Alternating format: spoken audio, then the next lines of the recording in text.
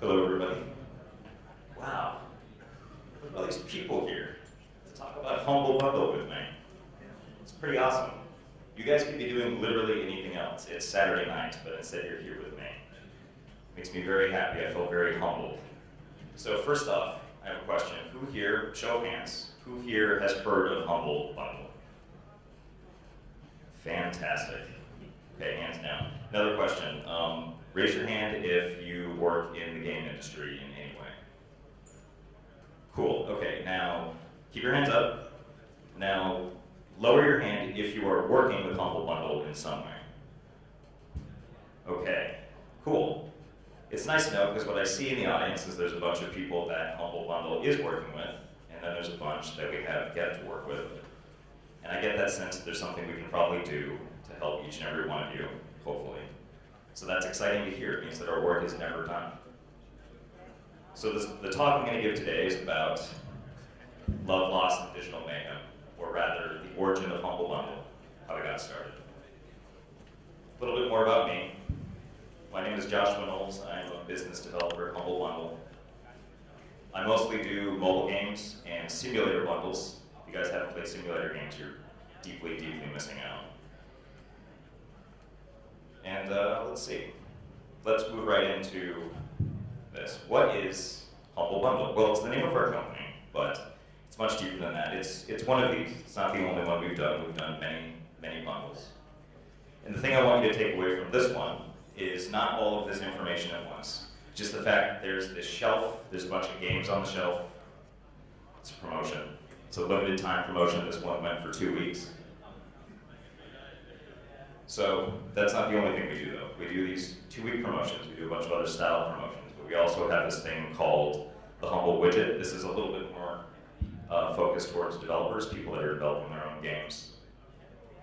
It's a little purchase widget. You put it on your website. So let's say you're busy making your indie game. The last thing you want to be thinking about is the other things like, how am I going to sell it? Let's say you're not on Steam, or that's not really the concern right now, but one of the things you need to figure out is other ways to get people to buy your game. Using FTL as an example, they put this on their website. This is how they sell their game. So if you were to go to ftlgame.com to buy FTL, this is what you would see. Super easy to use. From the consumer end, all you do is put in your email address, choose your payment processor. We give you a download page and you start playing. For the developer, it's easy because all they have to do is ask us to set it up, we set it up, and they don't have to think about this ever again. Well, until they have new builds and things like that. But the goal of it is to make it super easy so that you can focus on your game and not worry about how you're gonna get it to your customers. The other thing we do is something called the Humble Store. It's more of a traditional storefront like you're used to seeing. One of the things that's a little bit different about it is 10% of every purchase goes to charity. To this point, we've given, or rather, through the purchases, all of us have given $1.5 million to charity just through the store. But today we're going to focus mostly on Humble Bundles. And the reason for that is because that's where it all began. It's one of the really fun things. It's a great story. So the question becomes, why this? What makes a Humble Bundle special? Because in truth, I mean, in this day and age, there's a countless number of bundle sites, there's a countless number of ways to get discount games, discount merchandise, just all over the place. And it's not like we invented the term bundle. Bundle's been around as long as sales have been. Just take any two things and group together at a discount price and you get a bundle. So what is it about Humble Bundle that's so special? This is our little jingle that we've used since the beginning of time. Full disclaimer, this doesn't apply to every single bundle today, but when we first started in 2010, this was the thing we always did, and we still do this for some of our most popular bundles. Pay what you want, DRM free, cross-platform, helps charity. It's meant to run, it's meant to stick in your head. So we'll just go over this really quickly. Pay what you want means that you go to our site, it's a 2-week promotion or a 1-week promotion or whatever it is, and we basically pose the question to you, what do you think this package of games is worth? And we honestly tell you to just pay whatever that is. You look at it, you see 5 to 10 games you like, you might think, it's worth $1, we'll let you pay that. Or you might think, I think each one of these games is worth $10 and you'll pay 50, 80 bucks, or very, very truly what you want to pay. And on top of that, as you all know, you can decide where it goes. You can send it to just developers, you can send it to charity. So it's a big part of what we do. Every single promotion we've done has always been pay what you want. DRM free is one of those things that everybody loves too. It's like the old days when you bought a game in a box, it's on a CD. 20 years from now, you can still pull that out and play it. Same deal, just a file. And back in this time too, there was a lot of other solutions for DRM, and a lot of them accidentally didn't work. Nobody wants that.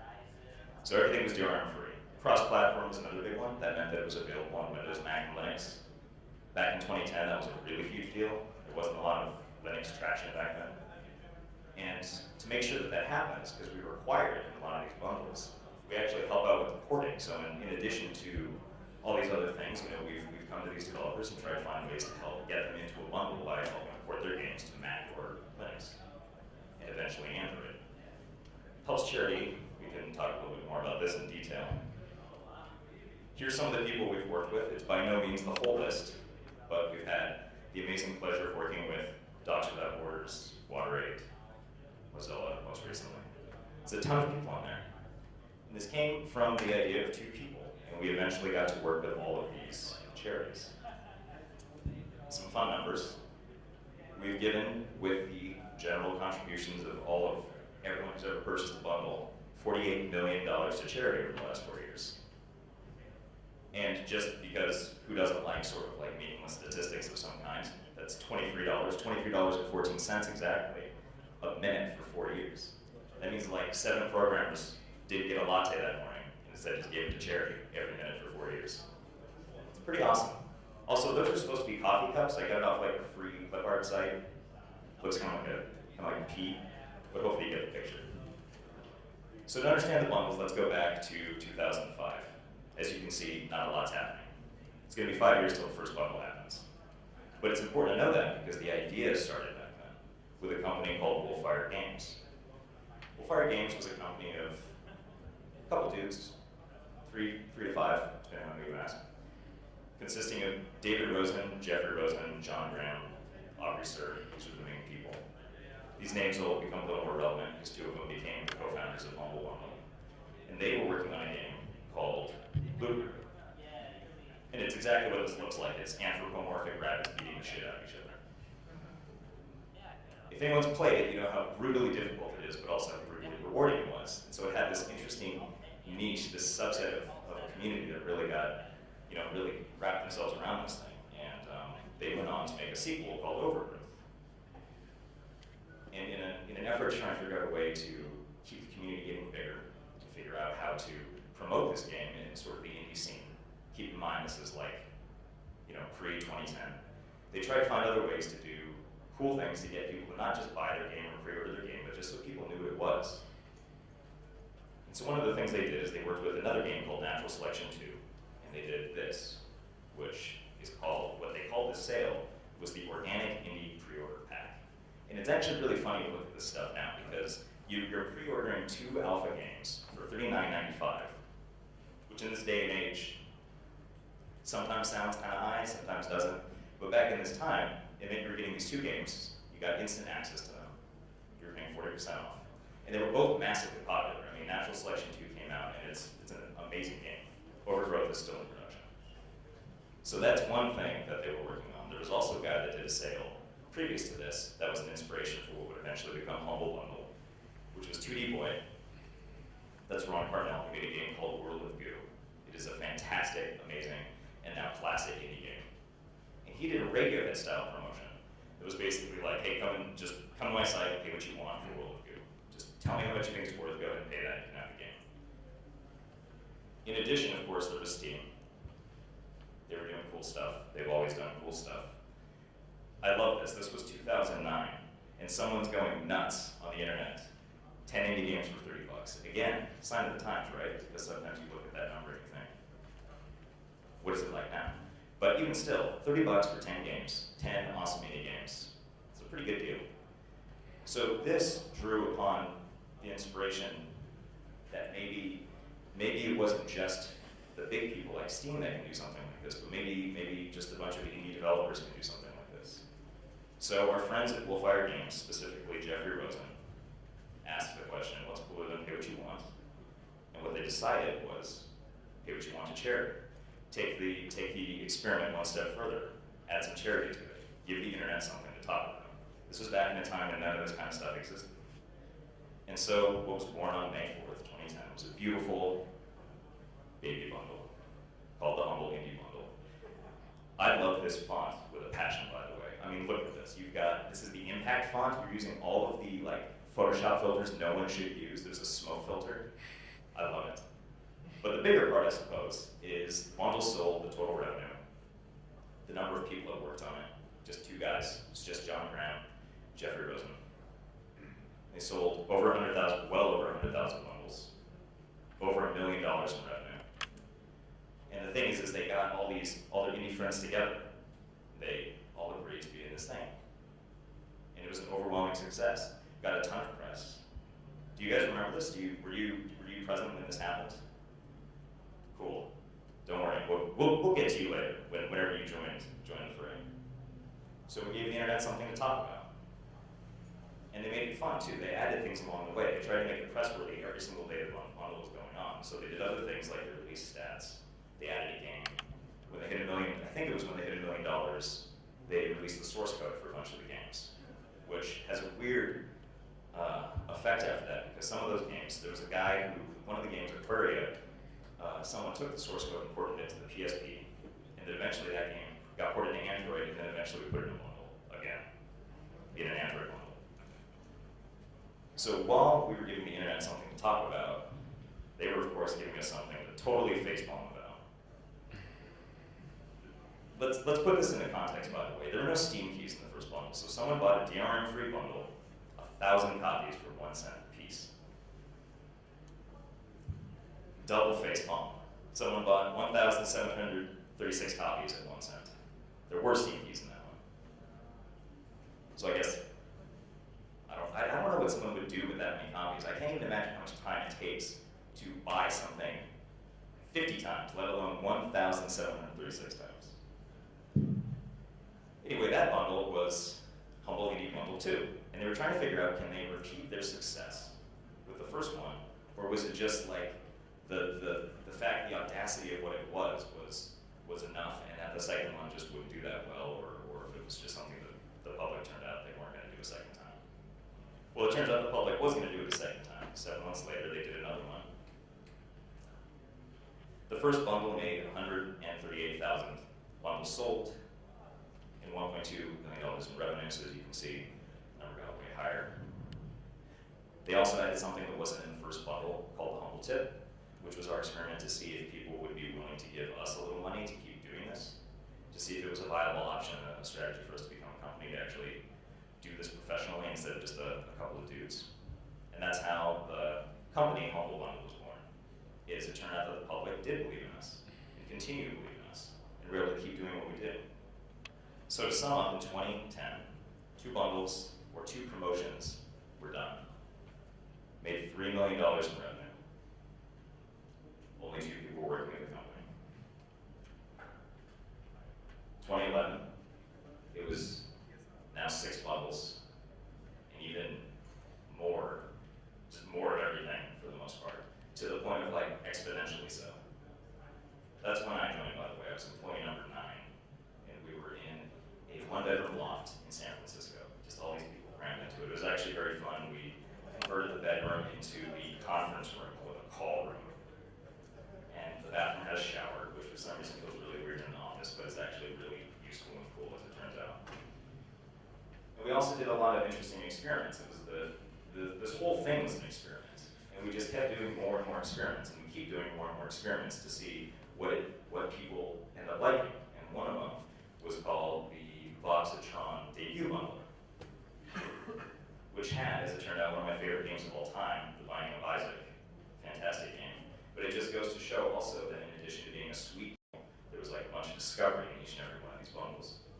So we tried this thing. We tried doing a debut where we're helping indie buddies of ours that have a really sweet game get in front of a bunch of people who are clearly listening now. 2012 is getting kind of crowded. There's a hell of a lot of icons there. 13 promotions, 3+ million bundles moved, $21 million, 13 people. The office is getting overwhelmingly crowded. We also did a couple more experiments in 2012, including our first Android bundle. I don't know if you guys remember that. It was especially cool to me because I just bought a brand new Android device, and it's like, so they have all these cool games to play. World of Goo is in there.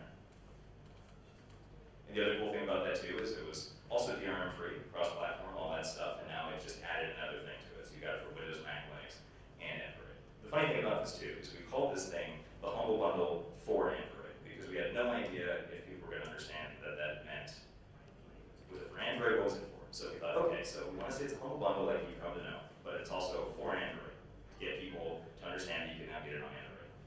Turned out no one understood that, everyone just thought it was for Android. So we changed it to Humble Bundle with Android, which did absolutely nothing really. The people who got it first already got it. The people who didn't get it still didn't get it. So now we call it Humble Bundle : PC and Android. I'm not sure if we can be more direct, but then we did because on the site we use these fun icons that you can see right there, and we converted to doing like game boxes and Android icons and like all kinds of stuff to try and communicate this what we thought was going to be like a really simple idea, but in truth, you know, your title and your branding can just make or break what people think about these things. We also introduced the widget I talked about, quietly at first, because we're a really small team. Creating something like this, we had to go through one of the co-founders, who was also an engineer. You think something like this, you should have like a form or something where you can just like make it quickly, but instead we had to like write it down on like a notepad and give it to the co-founder, and he would just go over it every night and just create these things. And now, in 2014, there's over 2,000 of them. It's like solitaire. In Windows, you guys remember that? When you win anyway. We also did the very first Humble music bundle. It was just music. That's also a big part of the bundles. We often offer soundtracks, not just in MP3, but also in FLAC, because people love that lossless stuff. It does sound really great. And this was one of our first experiments with the idea as could this thing be, could this digital distribution platform we were slowly making, could this actually turn into something that people would use for other things? We also did some other cool stuff. We did a game jam with Mojang, and we did our very first ebook bundle, which went over super well. Again, another experiment into can this be used outside of just games? But back to games, this is where a lot of you might have remembered us. We did our very first AAA bundle, or as I would say here, the first non-DRM free bundle, because up until this point, every bundle we had done had been cross-platform. You know, Windows, Mac, Linux, DRM free. And we were faced with this thing like with the THQ bundle, like do we just say no? Do we not do this? Or do we look at it and go like, okay, we really want to give these sweet games to customers. We want to sell this to people, but it means that some of these games, most of them, or perhaps all of them, are Windows only, and you have to get them through Steam. So we unleashed it on the internet. And this was an image the press used for it. A giant THQ golf ball smashing into one of my beloved Android bundles. They called it a major step backwards. There's a lot of press like this. And that's totally cool. I mean, people should feel how they feel about this stuff. But it still did well. Moving on to 2013, 53 promotions. I mean, these numbers are just getting higher and higher. 40 people. We've now, in 2013, we moved offices twice. That's growth for you. That, by the way, that dude there is a rendition of one of the co-founders, John Moran. He's a beefy guy. I hope some of you have had a chance to meet him. In 2013, we launched the weekly bundle. We had so much stuff going on the front page on humblebundle.com that we had to start putting it on other tabs. So we had the weekly bundle, and it was also an interesting test ground we could use, an experimental place where we could do stuff sort of like the THQ bundle, where we could do stuff like, well, maybe we want to do other publisher bundles or other things that may not fit into the natural mold. And so we did that. We continue to do that kind of stuff on the weekly bundle, and they tend to be really cool promotions. Hope you guys have been liking them. Most of you probably remember the Humble Origin bundle, though. That might be, how many of you first heard about us from the Humble Origin bundle? Really? One. Maybe a couple more. So it was our biggest bundle to date. It made $10 million in revenue. Over 2 million people bought it. It was a huge deal working with EA. It had Battlefield 3, it had The Sims 3, it had Crysis 2. Just a huge, huge bundle. 2013, we also launched the Humble Store, which again, as I mentioned before, was that thing where we support a bunch of charities while also just selling games. Like I say that, like that's somehow nonchalant. But it's a pretty big deal. I mean, just with the Humble Store, $1.5 million given to charity. And that brings us up to present day, where God knows what we're capable of at this point, but we're hoping that we can continue to do cool experiments. It's kind of the idea. Just to sum it up, in 2014, we have already started doing cool experiments. This is actually live on our site right now. You can go buy this one. And it's the Humble Mozilla bundle. And the big thing about this is you can now play your games in a browser natively. You report it to this thing called asm.js. I can't hope to explain it. I'm not one of the engineers that put it together. But it does let you play all of these games just straight up in your browser natively. It's not like streaming from somewhere, it's not a player, it's just games in your browser. Which, that could be huge. That could be a bunch of opportunities. I mean, I fired this up on my Android tablet, which it most certainly was not made for that. And some of them do, there's no touch controls, so you can't do anything with it. But the fact that these games, which were never available, well some of these were, but most of these games were not available on Android, and you can just fire it up off a website. That takes the cross-platform thing to just this insanely new level where now it's not even about Windows, Mac, or Linux. It's like, does whatever you're using have a browser that you could potentially play these games? And we've gone nuts with tabs. If you've ever been to our site, we have a bajillion tabs now. This year we established new ones for ebooks, mobile, and this new thing called Flash, which are even more limited time promotions than what we already do. They're like only 3 days long. So we're just blowing up is what I'm getting at. And who knows where we're going to be next, but I hope the feeling that you've gotten out of this is that we're into this thing where we're trying to figure out what it is that we can do that's cool to customers, that's cool to consumers, that's also cool for developers. Something we can all get behind and realize like, yeah, this is a cool step forward, and hopefully not a massive step back. You can't really go wrong with a PowerPoint presentation where you can write tab extravaganza. So that's kind of the end of my little spiel, my personal history about Humble Bundle. Does anyone have any questions?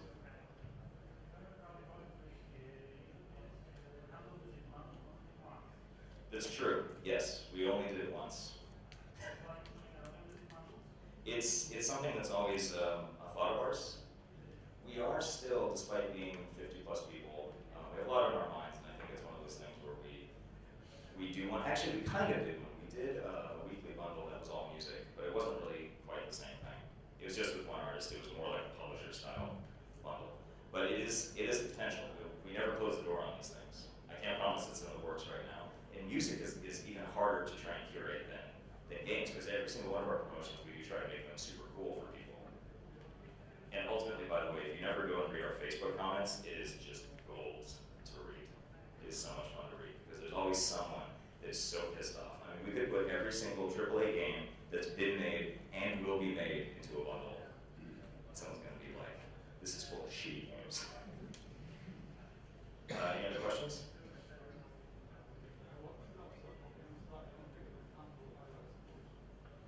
Yeah, iOS. We would love to do it. I can't get super deep into it because I honestly, there's not really much to say except that Apple has their own way of doing things. And you know, the way we work on Android is we sideload the games. We actually have a Humble Bundle Android app that helps with this, but essentially all you're doing is you're getting an APK file, that's what Android uses, and you're just installing it into your phone. You can do that either by downloading the file, copying it to your phone, and installing it with some kind of file installer. Or you're using our app, or you're downloading, whatever it might be, you're still just sideloading it. And to do that on iOS, you have to like jailbreak your phone, and so we would have to like provide instructions for everyone to like void their warranty on their phone, whereas natively you can do this on Android, so it's not really quite as massive an undertaking.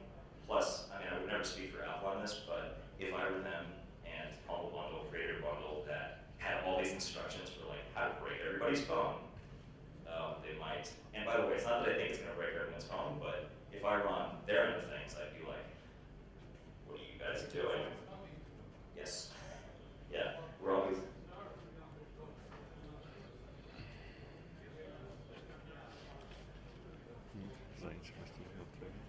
You mean the App Store on iOS? Well, they do have like bundling stuff now, but is that what you mean?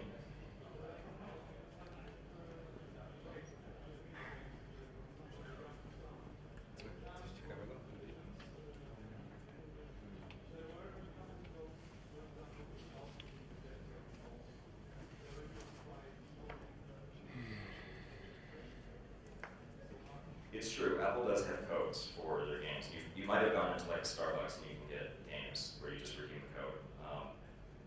I don't know if it's something that can be done sort of like Steam keys, where we're able to provide Steam keys for everybody. I think it's on a much more limited basis. This is definitely a question for individual developers who could explain more about sort of the ins and outs of what it's like to work with the iOS ecosystem. But my understanding is simply that like a mass amount of codes is probably not possible.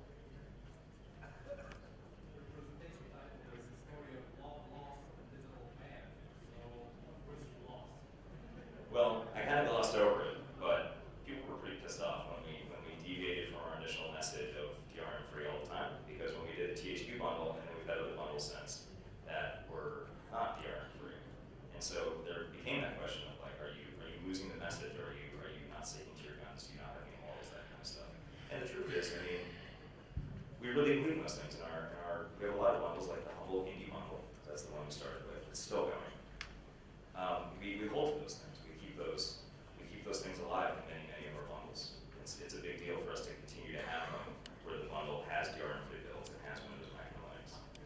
But when I say the loss, I just mean sort of the roller coaster of every time we launch a bundle, we would put it together way late at night, and we kind of like pull the trigger on it and hope that everyone's okay with it, and then most of the time it turned out okay. The day of THQ was a pretty big deal because we got to really watch something new that we had never done before happen. You said that someone bought many bundles for a few cents, and it was a double facepalm reaction. But I remember that in few indie bundles, there were some users who paid even thousands of dollars. It's true. What was your reaction then? It was pretty surprising. When we did, I believe it was Humble Indie Bundle 5, there was a highest price bidding war between Notch and the Baromies. The Humble Baromie bundle is what they called themselves. And they did like a bidding war to see who could pay the most and be on top of the leaderboards. So yeah, it was really inspiring. It was really awesome to see that happen. I have to run off the stage now, or else I'm going to use someone else's time, and that would be a very, very bad thing to do. So thank you everybody for coming out and listening to this today. If you have any more questions, I'm just going to hang out somewhere around here and I'm happy